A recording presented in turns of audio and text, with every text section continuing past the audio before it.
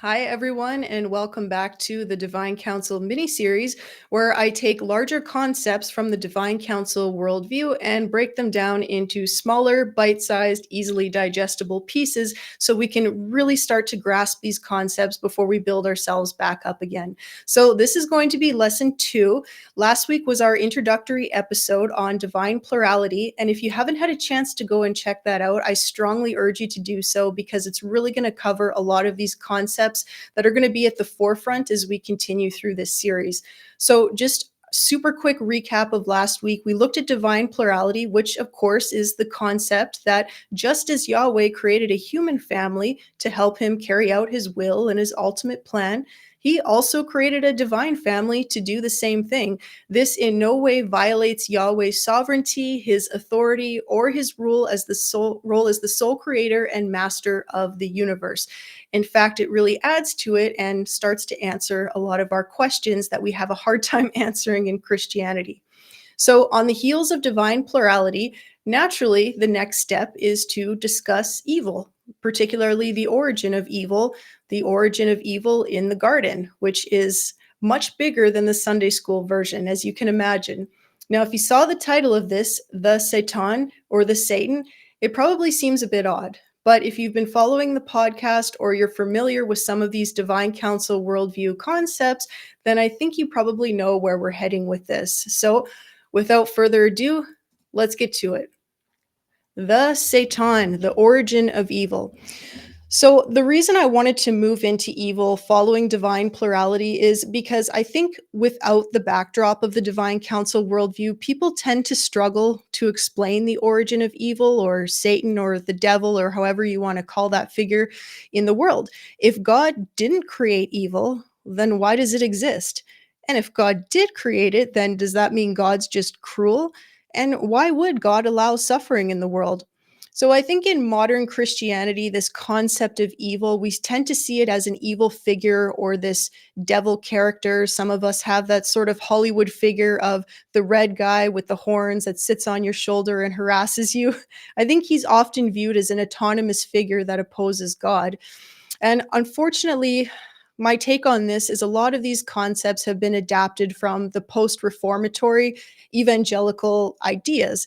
And I say post reformatory because in the 1600s, when the Reformation occurred, this was the time when a lot of that Second Temple period literature sort of got pushed to the side. And because it was uninspired and it doesn't form part of the canon of scripture, it was seen as useless. And I can tell you it's anything but that.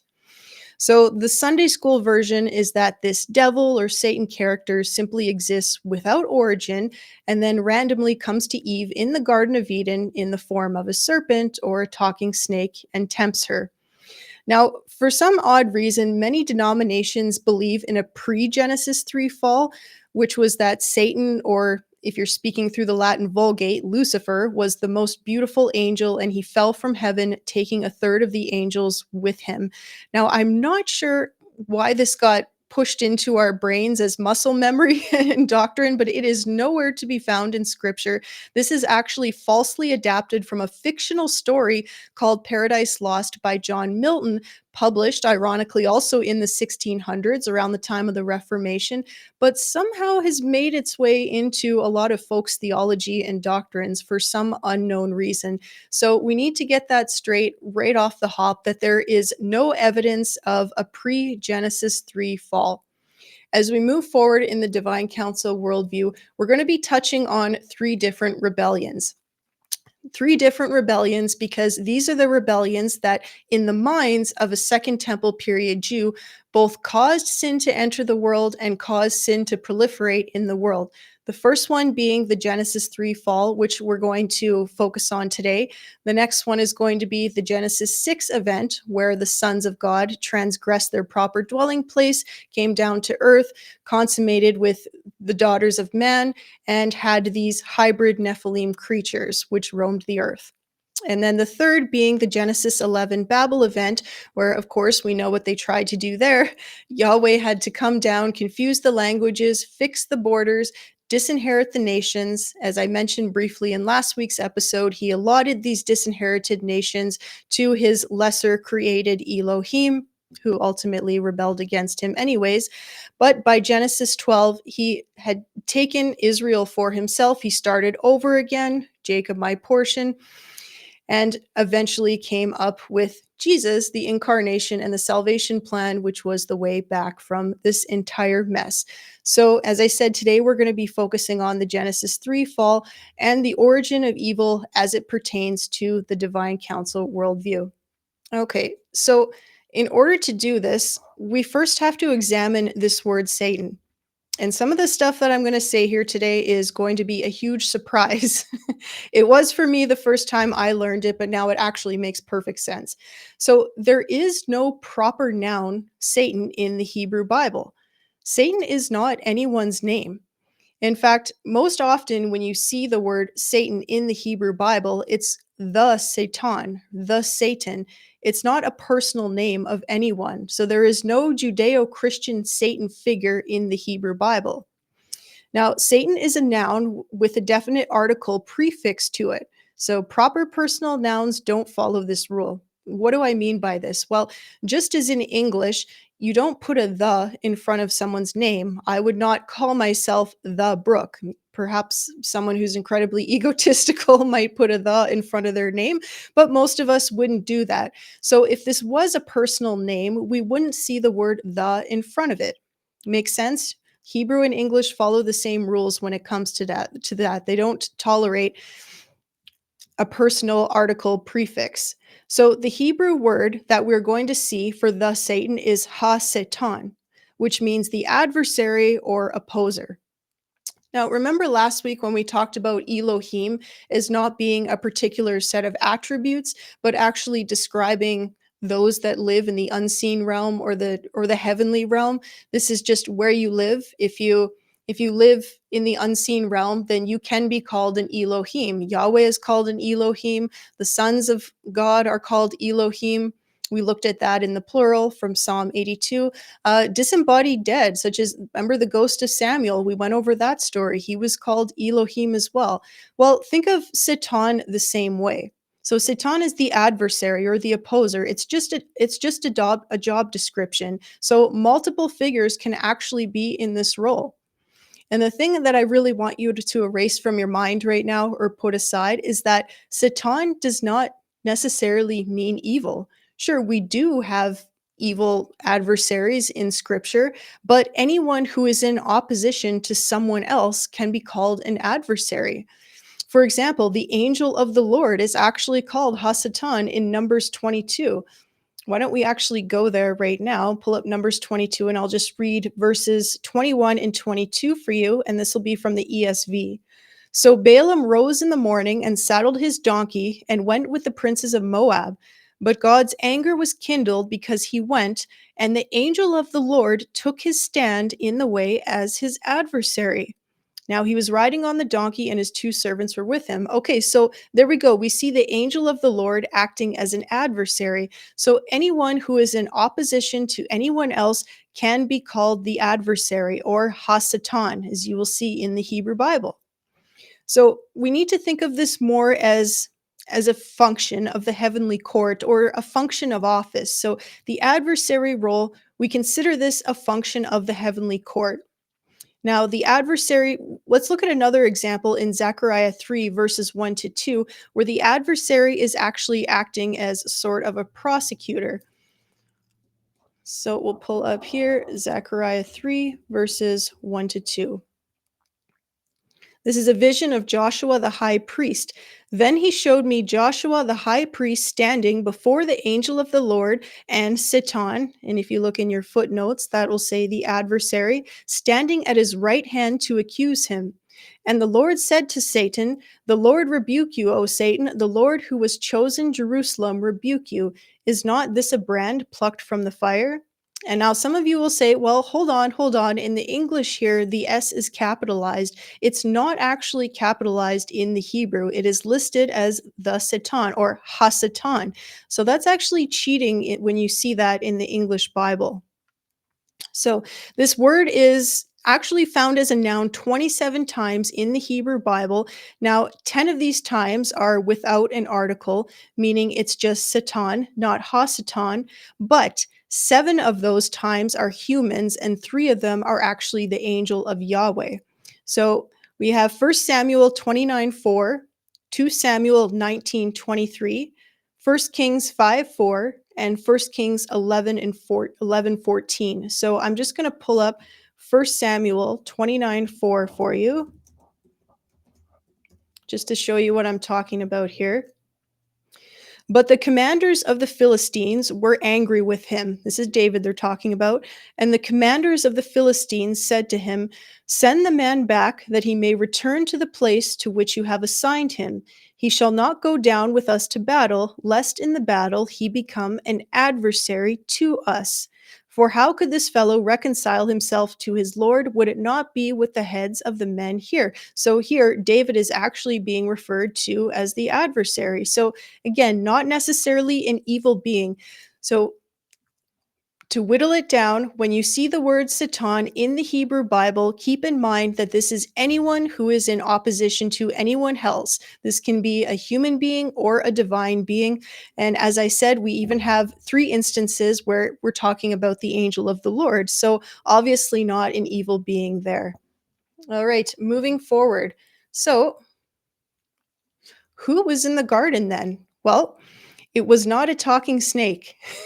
And it actually was not Hasatan either. It was not the adversary. This is a different being here.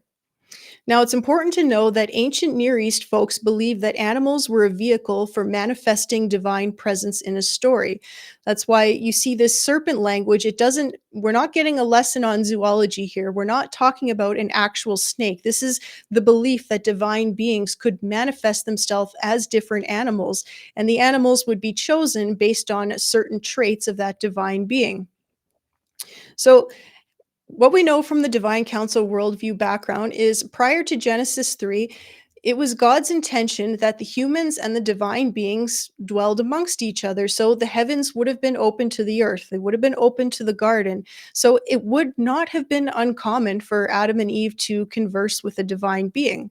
I know many folks who understand sort of the Sunday school version of this story say, "Oh, why wasn't Eve alarmed that a snake was talking to her?" Well, because well, for one, it likely wasn't a snake talking to her, and two, she probably was not alarmed by the fact that she was having a conversation with a divine being because she'd probably done it many times before.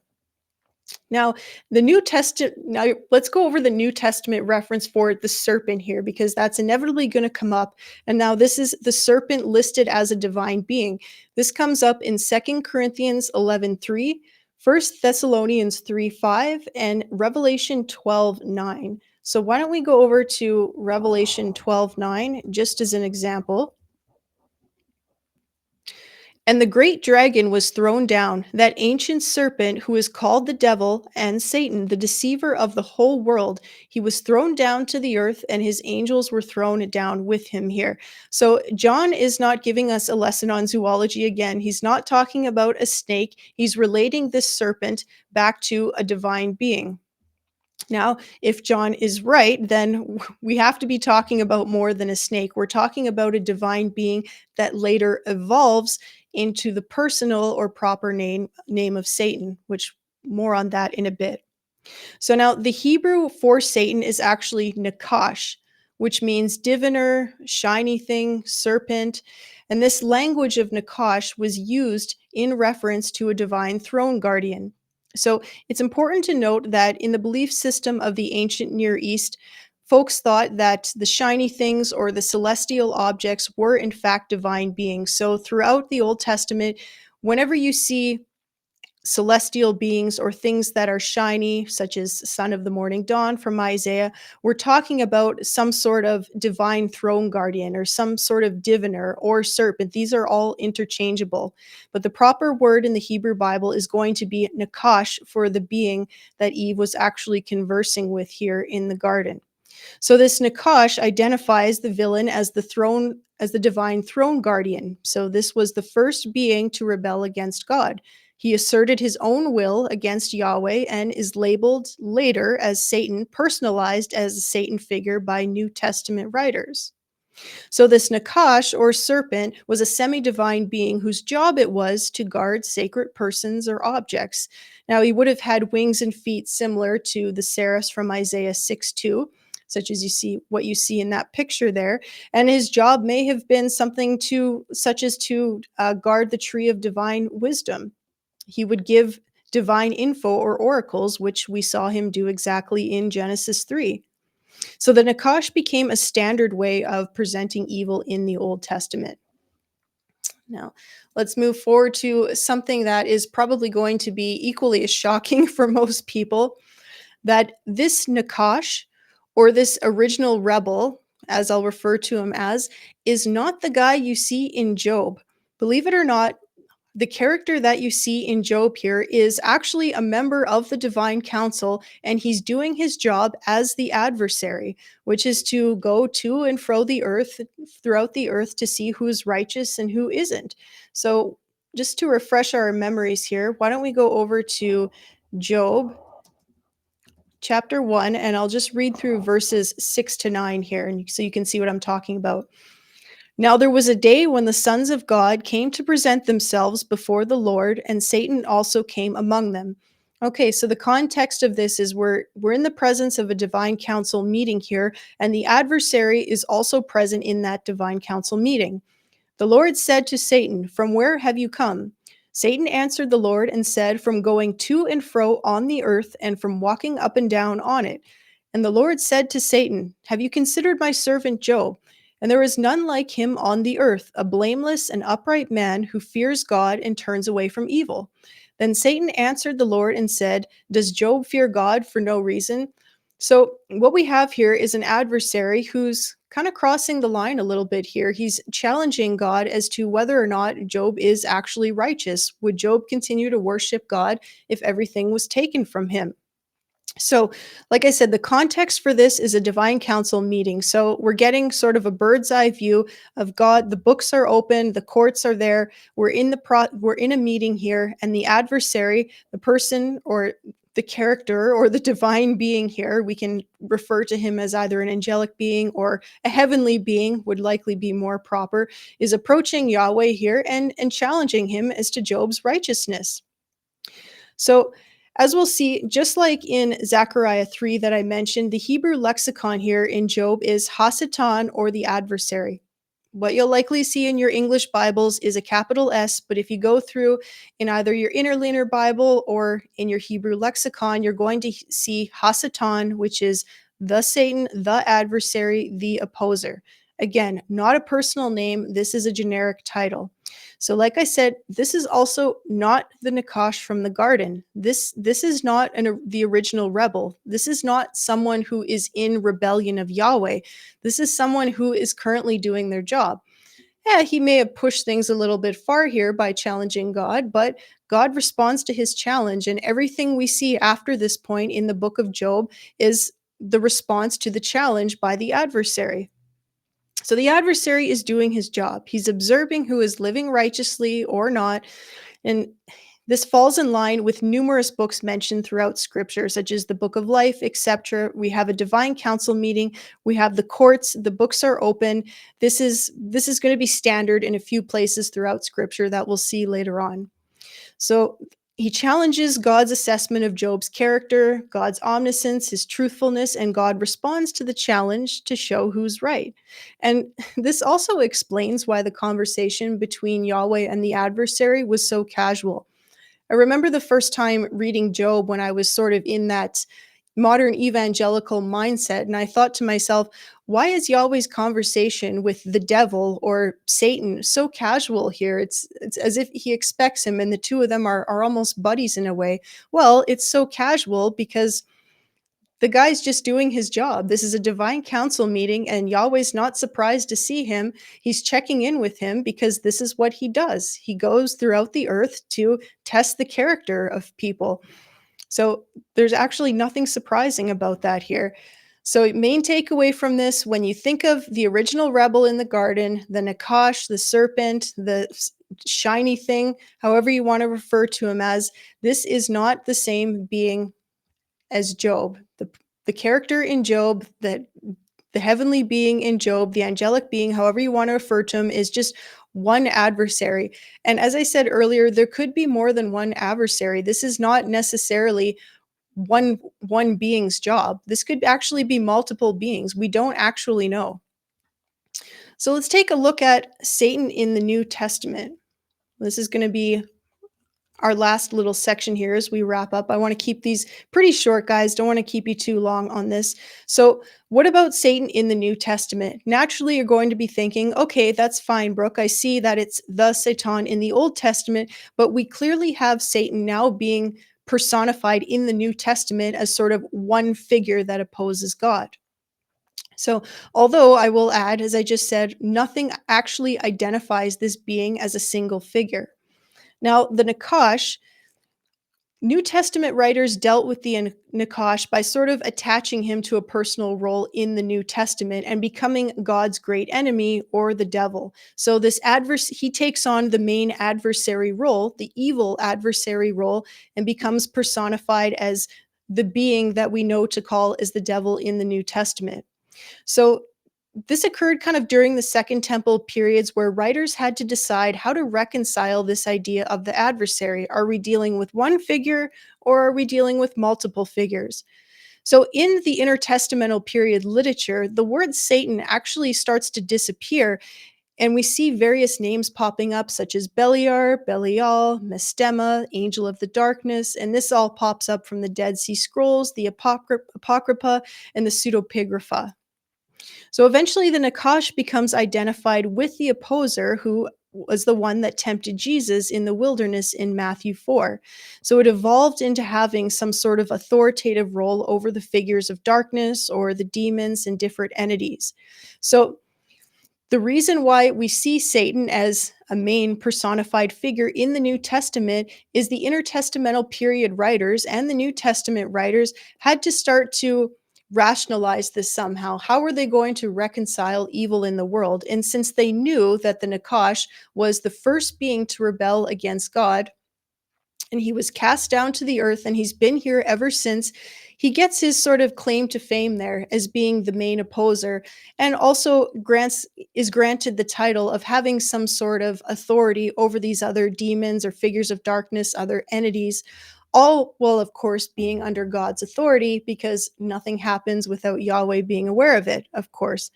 So I know this is quite a bit different than how we've been taught in church and how we've been taught in modern Christianity, but we really aren't taught how to do biblical theology. The doctrine is sort of just handed down. And the way I'm starting to see things and the way I really want to present this divine counsel content to everyone is it doesn't matter if it initially makes sense to us right off the hop. What matters is that it made sense to the Second Temple period Jews or to the ancient readers, the first readers of scripture or the writers of scripture. So I think if we can start to try and get into their minds, then it's actually going to make a lot more sense for us. So, just a few quick takeaways from this lesson here before we wrap up. The Nakash was not a talking snake. He was a divine being, a divine throne guardian who didn't like the fact that God created humans and decided to rebel and tempt the humans into sin, thus causing sin to enter the world. When you see the word Satan throughout the Hebrew Bible, it's actually the Satan or Hasatan in the Hebrew, which simply refers to an adversary or an opposer or sometimes a prosecutor. We see this both human and divine beings, and it does not have to be evil. As we looked at, we see the angel of the Lord even being called an adversary. So it's just in context with who the adversary is, who that being is opposing. We looked at the fact that the Nakash is not the adversary from Job. The adversary in Job is someone who is a part of the divine council, who is doing some sort of a job here. It's an appointment of office that they're doing to go throughout the earth and to test a person's righteousness. And God happens to accept his challenge in this case. So We To end things off, we looked at how Hasatan evolved into a personal name in the New Testament because intertestamental period writers had to decide how they were going to deal with this concept of evil, and it evolved into the proper name of Satan. So we can easily determine, yes, this was the original rebel, this was the Nakash, this is the one who's identified as the figure who tested Jesus in the wilderness, and our minds immediately go to that figure. All right. So before we wrap up here, guys, I just want to leave a couple of extra resources here for you to look at. The book Demons by Dr. Michael Heiser is excellent. It explains all of these concepts that we talked about today, as does The Origin of Evil Spirits by Dr. Archie Wright. This one is really going to get in how the concept of Hasatan evolved into the personal name through the Second Temple period literature. And then finally, Divine Intermediaries in First Chronicles 21 by Paul Evans. That one's actually not a book. That one is a PDF document that's free to look at online. And this one is actually going to get in more how in First Chronicles 21, Hasatan was actually the angel of Yahweh or the angel of the Lord. So that concept's going to be explained a little bit more. Okay, guys, we're just about 26 minutes here, a little bit shorter than last time. Like I said, my goal is to keep these a little bit shorter. I hope you enjoyed this lesson today. I hope to be back next week with another one. If you have any questions, please feel free to reach out. You can email me, comment on the video, or if you have any burning questions or anything, any concepts that you'd like me to cover as it relates to the Divine Council worldview or otherwise, I'm happy to fit those in and cover those too. All right, guys, thank you so much for watching. I'll see you on the next one. Bye now.